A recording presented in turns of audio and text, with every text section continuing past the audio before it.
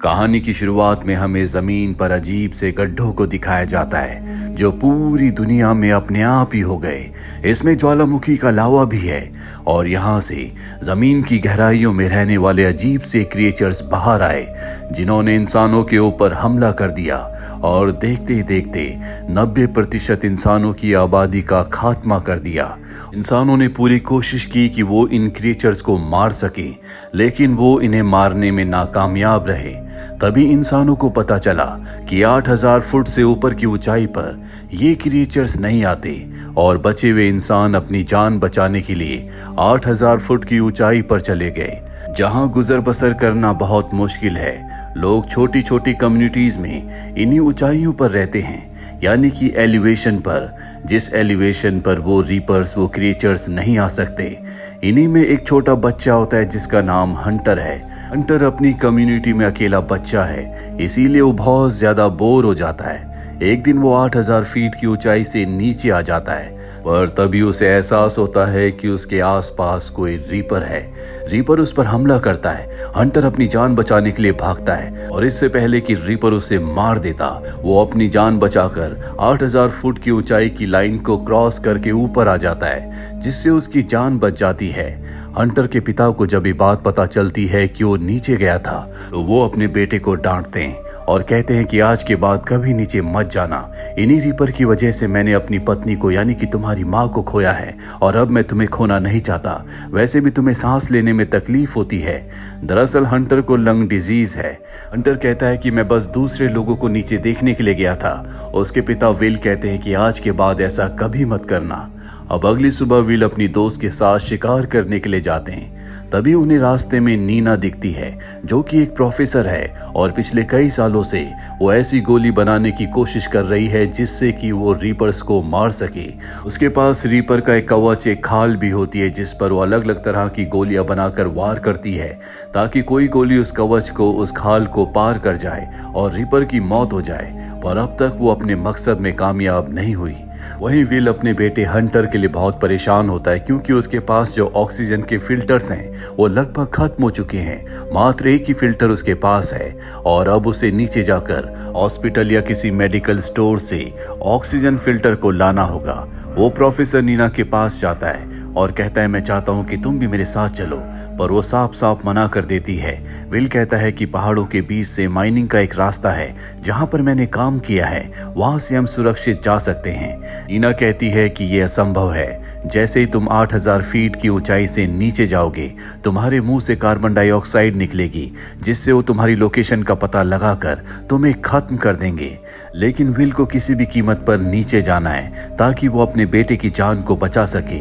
वो नीना को कन्विंस करने की कोशिश करता है कि नीचे तुम्हारी लैब भी है, हो सकता है कि वहां तुम्हें कोई जरूरत का सामान मिल जाए, लेकिन वो साफ साफ मना कर देती है। लेकिन विल किसी भी कीमत पर वहां जाना चाहता है, इसीलिए जब वो जाने की तैयारी कर रहा होता है तो उसकी दोस्त भी उसके साथ आने की जिद करती है। वो उसकी बात मान जाता है और अब ये दोनों के दोनों यहाँ से निकल पड़ते हैं। रास्ते में प्रोफेसर नीना इन्हें देख लेती है। दरअसल वो इन्हीं का इंतजार कर रही थी। वो भी इनके साथ जाना चाहती है ताकि नीचे लैब में जाकर ऐसी गोली बना सके जिससे कि उन रीपर्स को, क्रिएचर्स को मारा जा सके।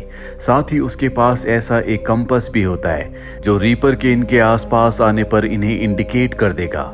अब जब ये नीचे की तरफ बढ़ रहे होते हैं, तभी वहां पर इन्हें मिलिट्री की बहुत सारी गाड़ियां दिखती हैं जो 3 साल पहले यहां पर रीपर्स को मारने के लिए आई थी, लेकिन रीपर्स ने उन सब का शिकार कर दिया।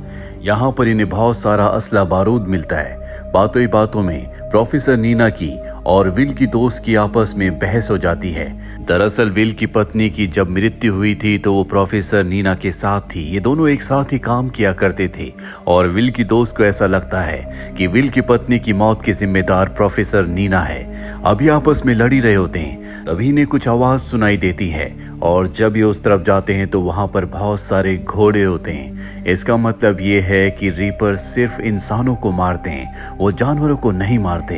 अभी यहाँ से एक स्की वाले एरिया में पहुंच जाते हैं जहां से इसकी लिफ्ट से आगे निकल जाएंगे। पर यहाँ पर एक रीपर है जो इन्हें देख लेता है। विल और नीना अपनी जान बचाने के लिए इसकी लिफ्ट के ऊपर चढ़ जाते हैं, जबकि विल की जो साथी है वो उसे ऑन करने की कोशिश करती है। सामने से रीपर उसी की तरफ आ रहा होता है। वो उसके ऊपर ग्रेनेड से हमला करती है। बहुत बड़ा ब्लास्ट होने के बाद भी उसकी मौत नहीं होती और अब वो इसकी लिफ्ट को ऑन कर देती है और अपनी जान बचाने के लिए जल्दी से ऊपर की तरफ आकर इसकी लिफ्ट के ऊपर जंप कर देती है। विल उसका हाथ पकड़ लेता है, पर यहाँ जो नीचे रीपर है वो लिफ्ट की केबल को जोर जोर से हिलाता है, जिस वजह से इनकी जो लिफ्ट होती है वो नीचे गिर जाती है और अब इन तीनों को अपनी जान बचाने के लिए ऊपर की तरफ भागना पड़ता है। ये एक बार फिर से 8000 फीट की ऊंचाई पर पहुंच जाते हैं, जिनसे इनकी जान बच जाती है। आती सब के सब एक घर में बिताते हैं, जहां पर प्रोफेसर नीना इन सब को बताती है कि जब ये रीपर्स धरती के नीचे से आए तो इन्होंने सिर्फ इंसानों को मारा, ना इन्होंने इंसानों को खाया, ना ही किसी और दूसरे जानवर को मारा। ऐसा लगता है जैसे सिर्फ इन्हें इंसानों को मारने के लिए भेजा गया हो। पूरी रात उसी जगह बिताने के बाद अगली सुबह एक बार फिर से ये अपने सफर पर निकल पड़ते हैं। विल इन्हें उन टनल्स में, उन माइंस में ले जाता है जहां पर वो काम किया करता था। ये माइंस 8000 फीट की ऊंचाई पर है, बहुत ही गहरी है, पर जैसे जैसे ये आगे बढ़ेंगे ऊंचाई कम होती चली जाएगी और जब ये 8000 फीट के नीचे आएंगे तो इनके ऊपर रीपर्स हमला कर सकते हैं। और सबसे बड़ी बात ये होती है कि प्रोफेसर नीना के पास जो कंपास है वो इन माइंस के अंदर काम नहीं करेगा, पर ये बात वो विल और उसकी दोस्त को नहीं बताती। ये तीनों के तीनों माइंस के अंदर लगातार बढ़ते ही चले जाते हैं। आगे जाने पर इन्हें पता चलता है कि वहां का रास्ता बंद है, इसीलिए इन्हें एक दूसरा शॉर्टकट रास्ता लेना पड़ता है जो कि बहुत ही खतरनाक होता है। पर अपनी जान पर खेलकर उन रास्तों से ये टनल के दूसरे हिस्से में पहुंच जाते हैं। पर यहाँ पर एक रीपर होता है जो इन्हें सेंस कर लेता है। वो मारने के लिए इनका पीछा करता है। विल उसके ऊपर गोलियां भी चलाता है, लेकिन रीपर की खाल इतनी मोटी होती है कि गोलियों का उस पर कोई असर नहीं होता। इसीलिए ग्रेनेड से ये उसके ऊपर हमला करते हैं, जिससे उसकी स्पीड थोड़ा सा स्लो हो जाती है और इन्हें एक संकरा रास्ता मिल जाता है। ये तीनों के तीनों उसके अंदर चले जाते हैं और जब ये अंदर होते हैं तभी रीपर अपनी टेल इनकी तरफ भेजता है, जो कि जलते हुए अंगारे की तरह होती है।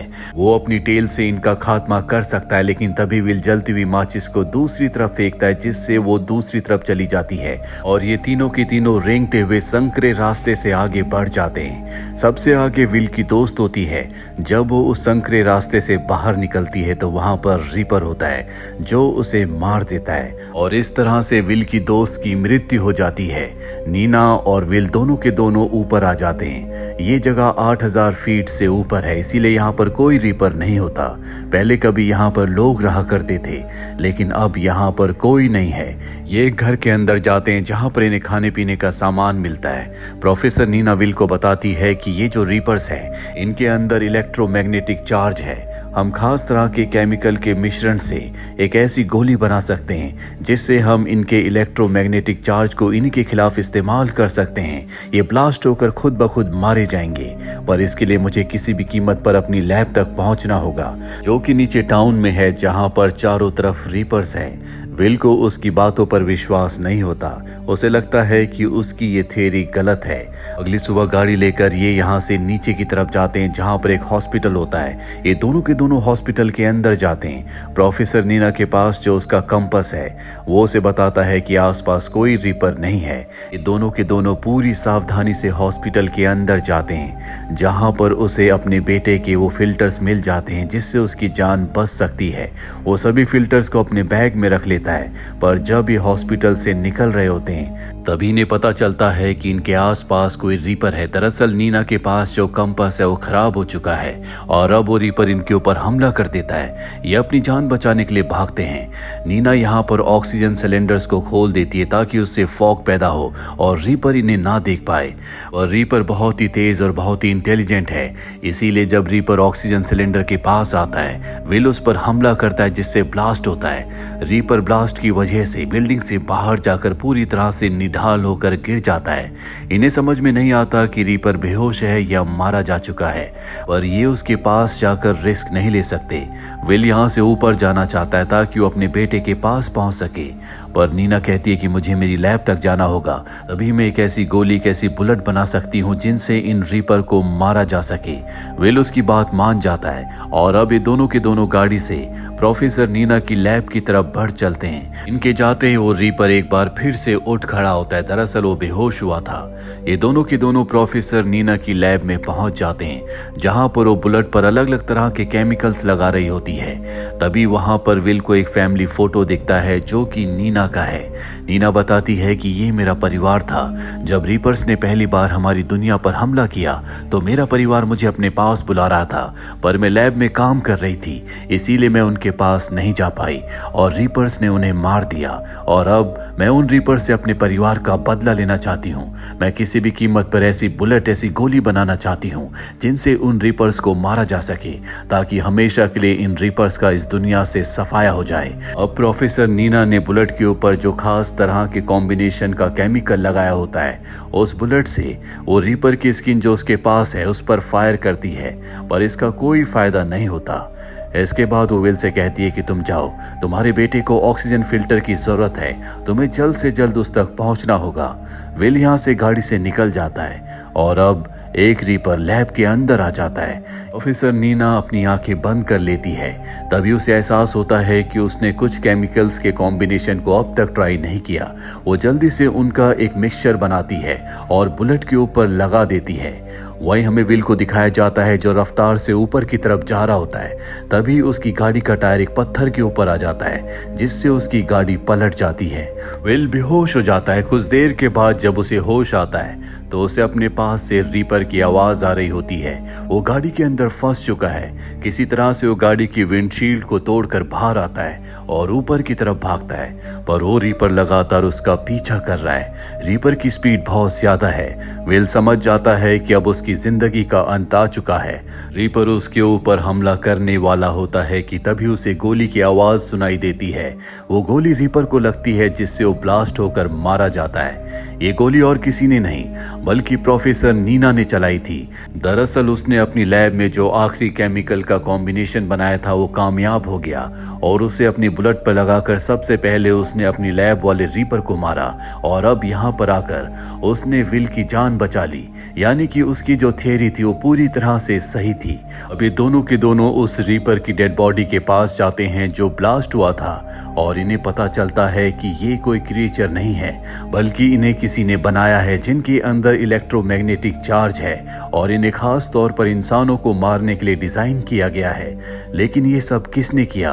विल को इस बारे में कोई एहसास नहीं है। प्रोफेसर नीना उसे बताती है कि ये काम एलियंस का हो सकता है। उन्होंने इन रोबोटिक रीपर्स को बनाया ताकि वो इंसानों का खात्मा कर सकें, लेकिन शायद इनकी प्रोग्रामिंग में कोई गड़बड़ हो गई, इसीलिए ये हाई एल्टीट्यूड पर नहीं आ पाए, जिस वजह से हम जैसे कुछ लोग बच गए। अब यहाँ से अपने इलाके की तरफ निकल पड़ते हैं। इनके रास्ते में जितने भी रीपर्स आते हैं उन सब को प्रोफेसर नीना और विल ब्लास्ट कर देते हैं। अपनी जगह पर पहुंचने के बाद नीना एक पायरेट फ्लैग को ऊपर करती है, जिसे दूर से सभी सर्वाइवर्स देख लेते हैं। उन्हें पता चल जाता है कि इनके पास कोई ऐसा तरीका आ चुका है जिससे रीपर्स को मार सकते हैं। वो सब के सब इनके पास आते हैं और अब नीना, विल और सभी सर्वाइवर्स मिलकर बहुत सारी बुलेट्स पर उस केमिकल को लगाते हैं ताकि पूरी तरह से उन रीपर्स का खात्मा किया जा सके। हमें अलग अलग जगहों पर कई सारे ब्लास्ट दिखते हैं, जिसका मतलब ये है कि इंसान अब उन रीपर्स का खात्मा कर रहे हैं। वहीं प्रोफेसर नीना और विल टेलीस्कोप से ऊपर आसमान की तरफ देखते हैं, जहां पर उन्हें अपनी ऑर्बिट में 3 हरे रंग के मीटोरॉइड्स आते हुए दिखते हैं, जो हो सकता है कि एलियन शिप्स हों, जो अब खुद धरती पर इंसानों का सामना करने के लिए, उनका खात्मा करने के लिए आ रहे हों। क्योंकि अब तक उन्हें पता चल चुका होगा कि धरती पर उन्होंने जितने भी रीपर्स को भेजा था उनमें से बहुत सारों को इंसानों ने मार दिया है, इसीलिए अब वो खुद जंग का आगाज करने के लिए आ रहे हैं। आपको क्या लगता है? कमेंट बॉक्स में जरूर लिखें। उम्मीद करते हैं कि ये कहानी आपको पसंद आई होगी।